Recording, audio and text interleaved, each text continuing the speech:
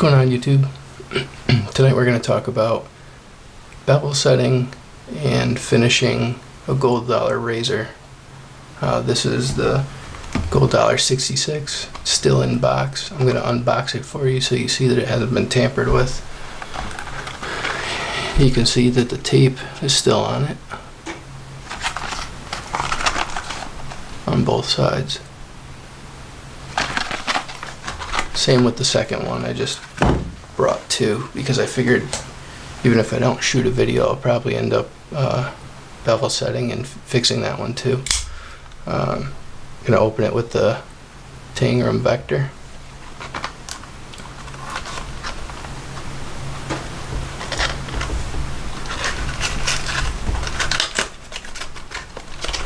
Just did a video on that on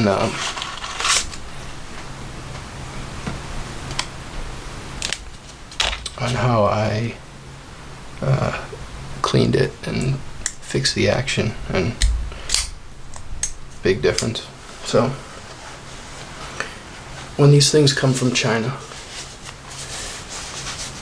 they have a shitload of oil on them, which is good, but they have to be cleaned.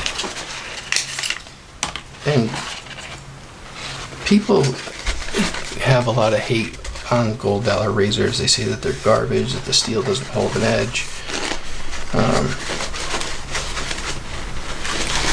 I have mixed feelings about it. My thought is, if this is all that you can afford, if you're on a budget and you want to get into straight razor shaving, it's not a bad razor. It's not a great razor. It's not a Dovo, but you know, for what it is, it's not bad. There are some things that need to be done with it to have it ready, and to hone it. You have to, well, technically you don't have to, but it's easier if you trim the heel and the toe of the razor and take a little bit of steel off. Anthony Esposito did, or the Stallion is what he's known as in the razor community. He's done, if you YouTube search Anthony Esposito, he'll come up, and he has tons of razor videos, but he does a gold dollar heel and toe fix. I usually do the same thing he does. I'll either take my 1x30 grinder, the 2x72 is just, it hogs off material too quick. I'll take the 1x30 with like a 220 grit belt and just lightly take off the toe and the heel. He uses a Dremel, which I usually will do that too if I don't use the 1x30. But today I'm going to do it with a diamond plate just because it's easier. I'm going to grab a Sharpie quick.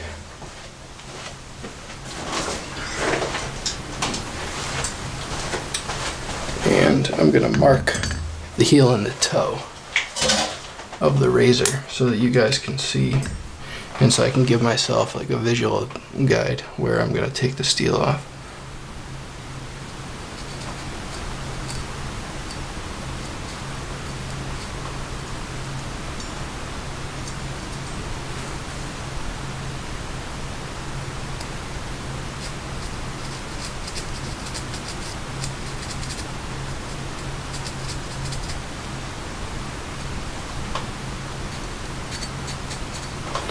So that's about where I'm going to go with it.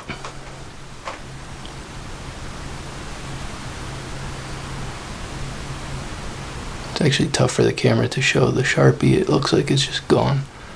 But basically what we're doing, we're getting rid of the two very edges. And if you do that, it just makes it easier to sharpen, because this razor has what's called a stabilizer on the end here. And honing around the stabilizer could be a pain in the butt sometimes, and it'll like scratch up your stones and stuff. So it's easier to just take a little bit off the heel and off the toe and sharpen it that way. So that's what we're gonna do with a diamond plate. This is an Atoma. This is a 140, and this is gonna sound pretty rough. This is a worn 140 though, it's done a lot of lapping. It's probably equivalent to like a 400, a newer 400.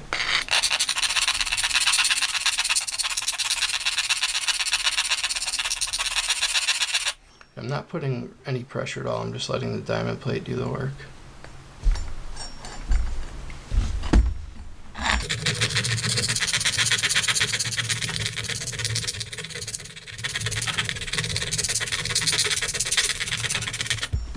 I'll probably do this in sections. I'll do the heel and the toe, and then I'll do probably a bevel set, and then I'll go from bevel set, I'll bring it all the way up. So I'll do 2 separate videos. So what I'm doing is I'm getting rid of the Sharpie, and I'm just going back and forth till I get rid of it. But I also tilt the razor on like a 45 and go back and forth just to remove, when you go straight on the stone, you'll get like a burr that folds over of the steel that you're getting rid of. So if you turn it on like a 45-degree angle where you're taking off the Sharpie, you'll remove that little burr.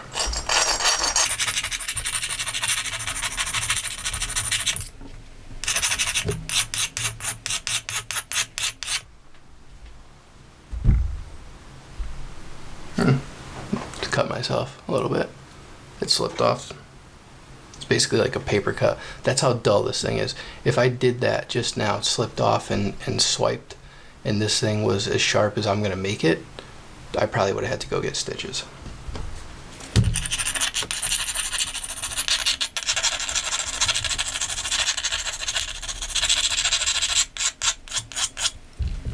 Okay, so you can see the Sharpie's gone at the toe. And now it looks more like a round point razor. And now I'll switch to the 400.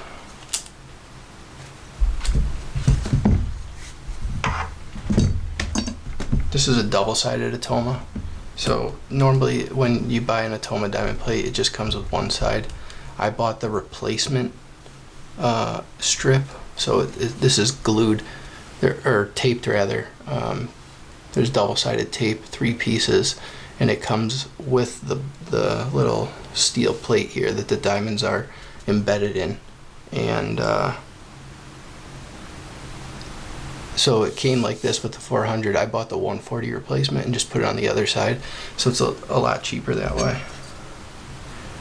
I might have to grab a Band-Aid actually. So I'll do the 400, the same thing, and then doing the sides a little bit too on a 45 where I took it off just to get rid of the burr.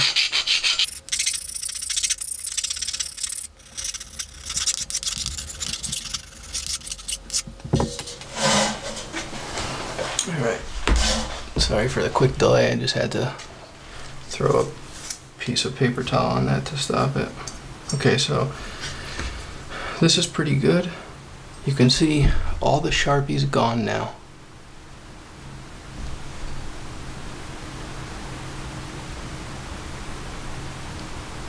And what I'm going to do is take the diamond plate out. Just going to take the Shapton 500 and just do on the 45-degree angle, just kind of even the sides out a little bit and get rid of any burr that is stuck there.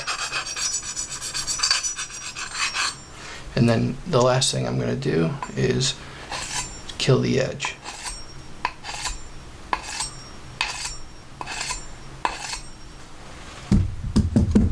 And to set the new bevel, I had to do, well, you don't have to do it. I like to do it just to get rid of the steel. I find that about 2 sharpenings is when I'll start to get like optimal steel. 2 to 3 sharpenings to get optimal steel out of a gold dollar. I'm just going to wet the stone.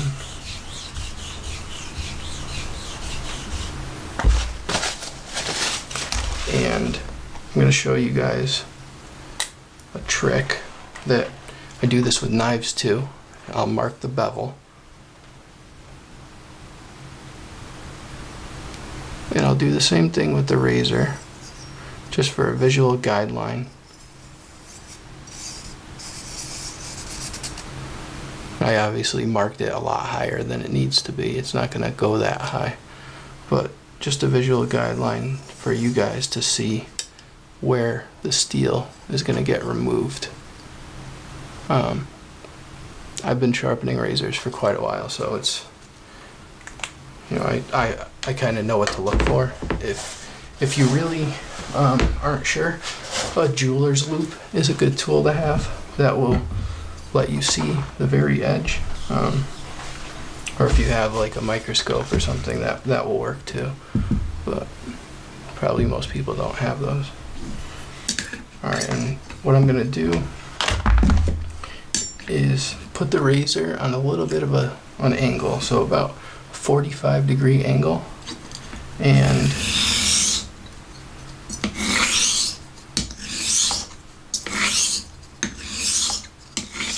go back and forth.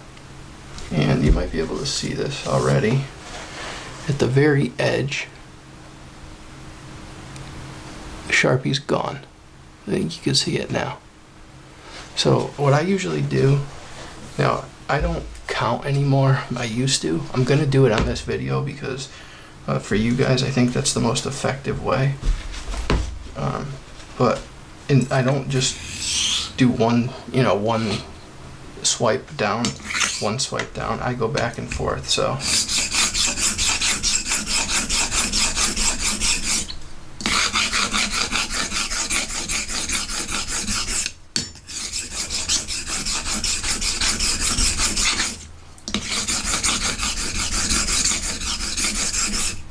okay, so I'm doing about 10 on each side. 10, 10, 10, 10. Check it.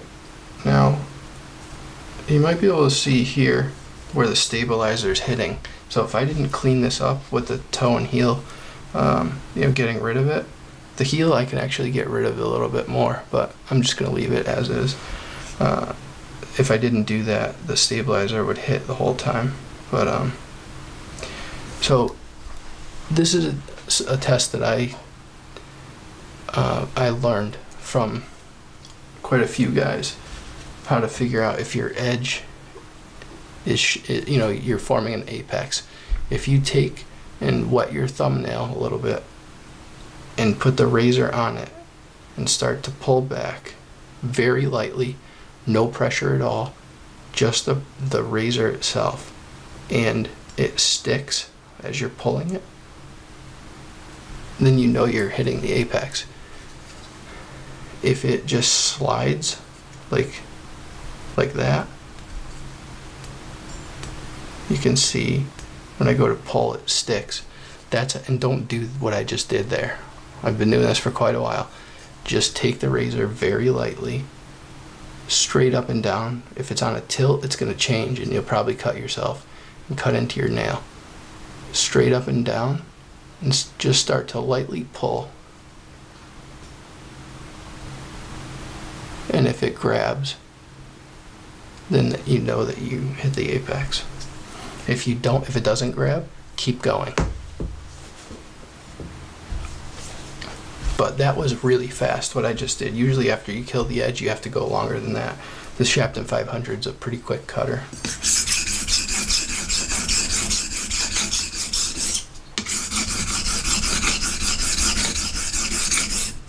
The amount of pressure I'm using is just enough to start to take the blood out of your fingernail, where your fingernail will start to turn white a little bit. So maybe like a pound, or not even, maybe like 8 ounces of pressure, about that. If I had to quantify it, it's a hard thing to tell you exactly how much pressure I'm putting on it. And this finger is putting a little bit of pressure, my left hand, and the right hand is putting hardly any at all. The reason I'm putting a little bit here is just to stabilize the razor. I find it's easier in the beginning to do it with 2 hands.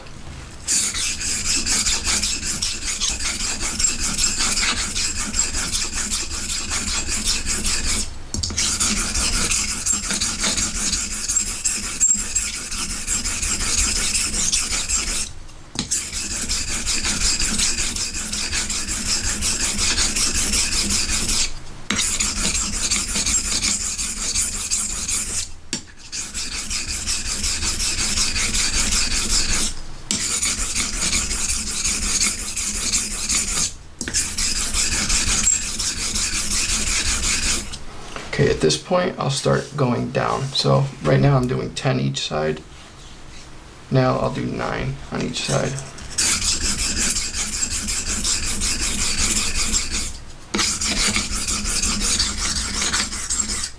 And the other thing too, as I start making my way from 10 to 1 and then alternating, lighten up on the like by the time you start getting into like the single strokes, you're putting like no pressure at all. Just to get the bevel set in the beginning, that's where you could put a little bit of pressure, but especially on like a hollow ground razor like this, you don't want to put any pressure because it'll flex the blade. See if I can show you what the blade looks like.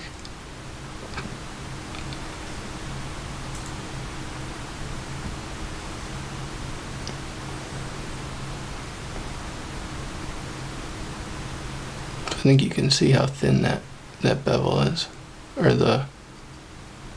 where the bevel is, how thin the razor is. It's ground.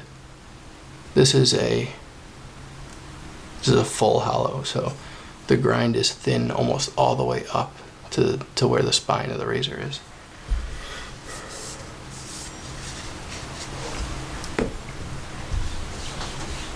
And bevel set, when I keep saying bevel set, that just means getting the apex to form and making your edge uniform. So you want to keep going until it's apexed.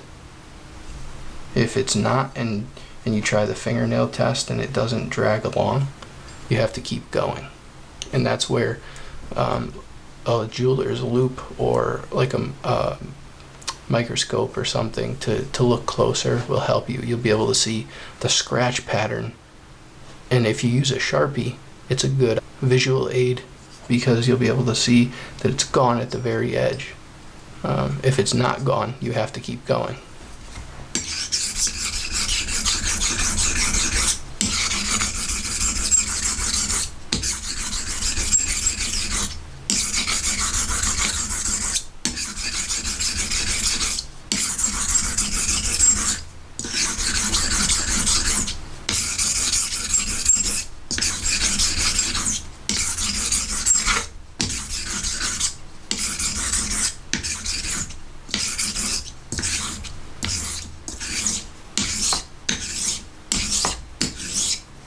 Okay, so just the 10 to 1, I was going straight. These are called half strokes. So that's a half stroke. This is called an X stroke, and you can see it's making an X on the stone. I will usually do half, when I'm doing single strokes like this, I'll do sort of like a half stroke and then end with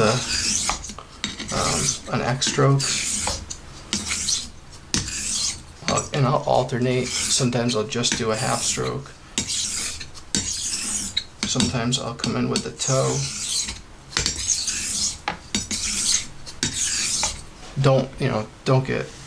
I do it based on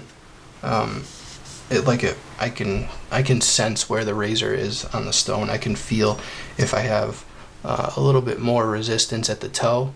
I usually know that I have a little bit more of like a burr, or it's hard to explain, but I get feedback from the stone. So depending how it feels, I'll start with the toe, or I'll do maybe more X strokes instead of just half strokes.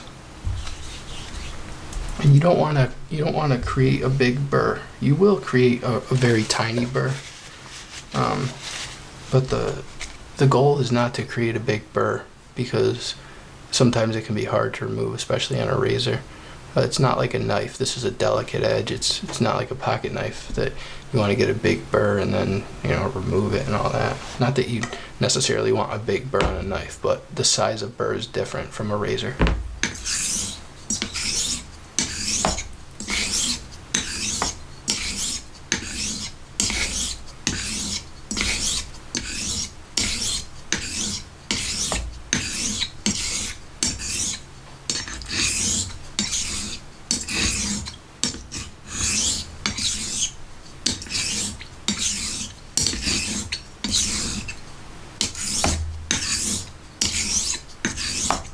And just there, I was doing some edge trailing, just to kind of strop the edge to get the burr to come to the center, so that I don't, you know, just to try to even it out the best that I can, so I don't have it bigger on one side than the other. That's why you want to do 10, 10, 9, 9. Keep everything the same, just because you want to, you don't want to make it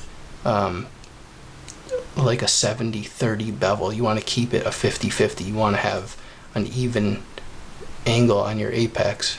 You know, you don't want one side to be greater than the other or less than the other or whatever. So that's going to do it for the heel and toe trim on a gold $1.66, and on bevel setting, the gold $1.66. These are really inexpensive if you have the stones and you have the know-how, and you're into razors, or you want to try out a straight razor. This is a great way to get into it. They're fairly inexpensive, like less than $10 for sure. Usually they're about $6. Yeah, so that'll do it for this video. This is Mike with iheartknives, and if you can, please leave a comment, like, subscribe, hit the bell so you get notifications when I put up new videos.